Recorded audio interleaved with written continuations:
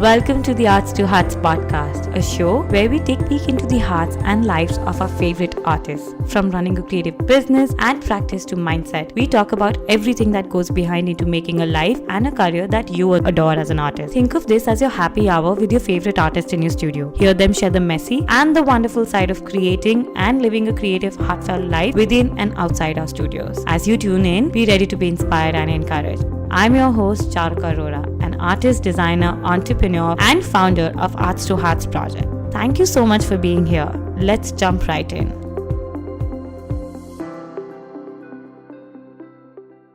This episode is a part of a special expert takeover series where artists, gallerists, curators, and other industry experts guest host a special episode and share some actionable tips, personal experiences, and valuable learnings with you. I hope you enjoy this episode and share with others. Hello everyone, my name is Mona Lerch. I'm a visual artist, artist coach, and the founder of Art Moms United and Women United Art Prize. I am so excited to contribute to this incredible expert takeover series by Arts to Hearts project. I'm a huge fan of this platform and I'm so honored to be here today. In this session, I want to share a little bit of my background story because it's an essential part of my journey into the art world, as well as the main reason for creating my own platform. I don't have a background in visual art. In fact, I was never drawn to painting or drawing when I was still at school. I attended drama classes and singing classes, and I started dancing when I was 10 years old. Dancing was my passion, my first love actually. Unfortunately, my spinal injury when I was 18 prevented me from becoming a professional dancer, but I started teaching and became a choreographer. I attended a high school that was focusing on art management, and when I graduated, I moved to Sydney to study English. It was the most amazing year I've had. Australia will always be my number one. But I was 20 and I wanted to go to a university. I wanted to be closer to home, but at the same time, I wanted to continue studying in English. So I moved to London and did both of my degrees there. I have my bachelor's in criminology and psychology and my master's in criminology. I moved back to the Czech Republic in 2010 and pursued a career in internal security until I got pregnant. The first time I created a painting was right before Christmas in 2012, when I didn't have much money and was still doing an internship. I bought some cheap art supplies and created Christmas presents for my family and friends. Fast forward 6 years, and I say this in all interviews, by the way, but my art and art in general saved me, my mental health, my sanity when I suffered from postpartum trauma after my son was born.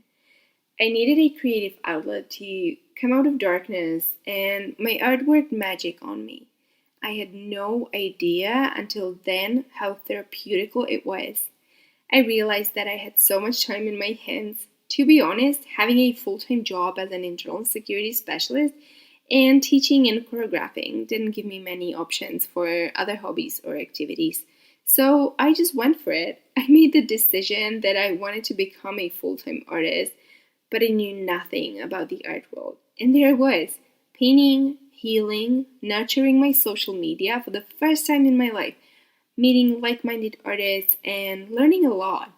And the universe gave me a sign. I came across Kat Popova of Create magazine, who changed my life. I was one of her first coaching clients, and the most important thing she taught me was the importance of a community. She herself created a wonderful and powerful community called the Art Queen Society, and she helped me build mine. Now, let me introduce Art Moms United. When I thought about creating a community, I knew that I wasn't alone in my experiences as a mom artist, self-taught artist, what have you. I knew that my feeling of isolation way back when I suffered from postpartum wasn't rare, and that it was something that actually came up so many times during the interviews I do with other artists. I honestly wanted to normalize those topics, just because society still puts so much pressure on moms, and specifically new moms and first-time moms. We're supposed to be happy and excited about our new role, and we are. But we're also worried and lost and depressed, anxious, our self-esteem is very low, we don't trust our intuition, and we feel horrible and exhausted all the time. Of course, that's not the case for everyone, but it's still okay. All our feelings matter, and they're fine. So, I wanted to create a safe space, a judgment-free zone, and supportive environment, no matter what age your kids are. And don't get me wrong, I believe that all women are just incredible and deserve to be celebrated. That's why I created various opportunities that are for all women artists, but I just wanted to be there for art moms in particular. I wanted them to know that they're not alone and that they have their tribe, their community.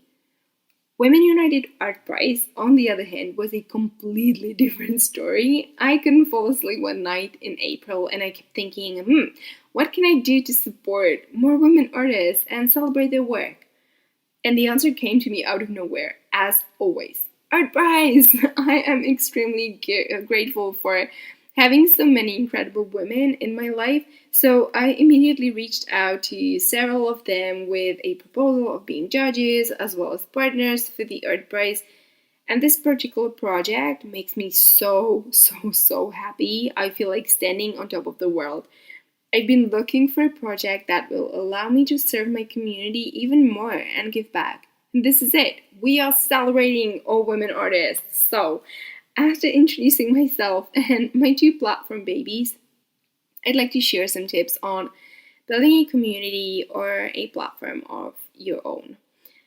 So, let me start with the thing I value the most. You are unique.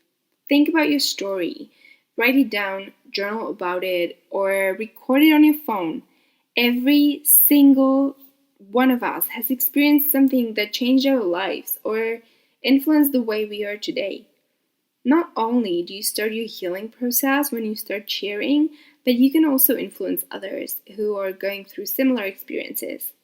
You might be a few steps ahead of them. You might not even realize that, but you're already inspiring them.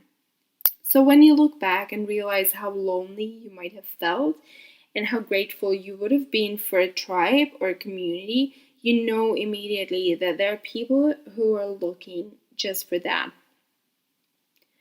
We are so lucky that we have social media, especially those that allow us to share a visual content. At the beginning, pick one channel that will be your main one. You can add to it later on as you scale, but first focus on one. That will be your main communication channel with your audience. Your audience is something that you need to pay attention to. Remember that you're creating a platform based on what your story is and what your needs are. Your ideal audience will always mirror you. You want to grow organically and you want to make sure to interact with others, make connections so they can relate to your mission and they can support your cause. It's like an energy exchange. Set your goals. What do you want to achieve by creating a community or a platform? You can divide your goals into, let's say, 3 categories: your personal goals, the platform goals, and the goals for the art community in general. Let's say your personal goals are to meet other like-minded artists, create opportunities for them, and therefore create other income streams for yourself. Your platform goal may be, for example, establishing a world-known support network that gathers women who want to transition into a full-time art career. And the goal for the art community in general might be an increased visibility for women artists. These goals are pretty much the why behind your actions. Now, that being said, don't be afraid to change your plans as you go. It's your business. You will learn what's working and what's not working. Don't be afraid or ashamed to let go of things that are just not serving you. Be wild, try new things, and be excited about them because you are the most important part of your business. So don't let the opinions of others ruin it for you. Take one step at a time. Even if you have an extensive list of things or opportunities you'd like to do and create, just take it easy. Otherwise, it can get overwhelming. So with Art Moms United, I started a directory, then added online exhibits, first for art moms only, but then extended it to all women artists. I added coaching programs, then membership community, private coaching sessions, and the latest project is Women United Art Prize. And there's much more to come, but I'm taking my time with that and protecting my energy just because we cannot pour from an empty cup. Listen to your community and their needs because they may change over time, same as ours. So my needs definitely changed since I launched Art Moms United. My son's growing, he's not a little baby anymore, and so I don't feel as overwhelmed with motherhood as in the past. So he's now more capable of being on his own, and that allows me to work on different things than before. When it comes to technical stuff, for your art platform, do some research. There are many different platforms and communities out there, and each one of them uses different things, apps, software, hardware, whatever, and so on. And that also depends on what you want to create. When reaching out to people, please remember that they worked really hard for their communities and platforms, and so don't just blindly ask them for a complete recipe. It wouldn't work for you that way anyway, because as I said before, you are unique. We all are. So get some ideas and see what works for you. My last tip is always step outside of your comfort zone. Believe me, I'm an introvert. Speaking in front of people always scared me, but I did it anyway. I showed up, showed my face, hosted webinars, did many live interviews, and now it doesn't scare me any longer. In fact, a year ago, I wouldn't have been able to record this episode. Facing challenges makes you stronger and bolder and even more inspiring.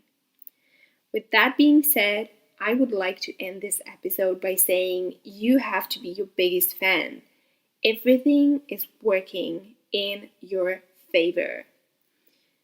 My gratitude goes to my audience, my community, the universe, and my husband. I feel supported in all my endeavors, and I feel safe whenever I come up with a new idea. I would like to say thank you to Ruka and Arditha for the work you do. I'm always going to support Arts to Hearts project, and I love your mission in supporting women artists all around the world. Thank you for listening to my expert takeover. You can reach out to me on Instagram at ArtMomsUnited. The website is www.artmomsunited.com with a U. Or you can join me and my latest project, Women United Art Prize, where Arts to Hearts project is one of the partners. Thank you so much for joining me today. Bye.